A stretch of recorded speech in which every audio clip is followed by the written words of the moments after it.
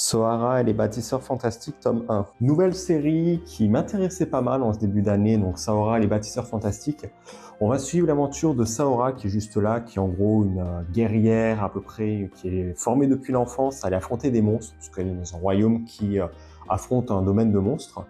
Lorsqu'elle est à peu près prête pour aller combattre, malheureusement, on lui apprend que finalement il y a une trêve qui a été faite entre les monstres et les humains.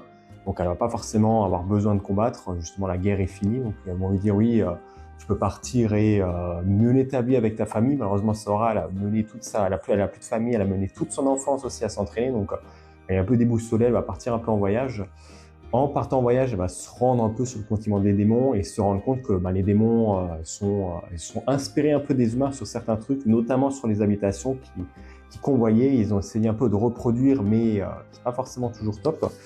On a quelques pages assez sympathiques, je vais essayer de vous en montrer à l'heure quelques-unes. Et justement, Saora va tomber sur des nains qui sont un peu des architectes de ce monde, qui sont venus aider un peu les monstres à construire. Alors on a par exemple une page un peu sympa qui montre qu'ils ont aidé les monstres à construire des bâtiments, des lieux pour qu'ils puissent vivre un peu tranquillement.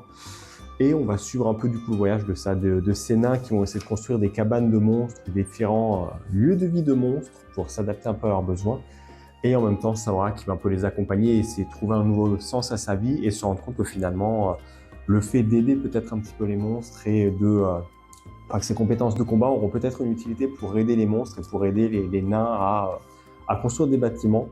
C'est plutôt sympa en vrai, on suit, comme dit Saora, qui va suivre ça. Il y a quelques petites idées sympas, genre ils vont construire des lieux qui essaient de s'adapter un peu à ça. On va voir les contraintes de monstres, par exemple un slime aura peut-être pas forcément les mêmes besoins d'y en maison que des gobelins. Il y a des matériaux, des façons de faire qui seront un peu différentes, donc on va suivre un peu tout ça. C'est sympa, j'aime bien pour le moment, c'est prometteur pour la suite, donc à voir ce que donne dans la suite. Et toi, t'en penses quoi?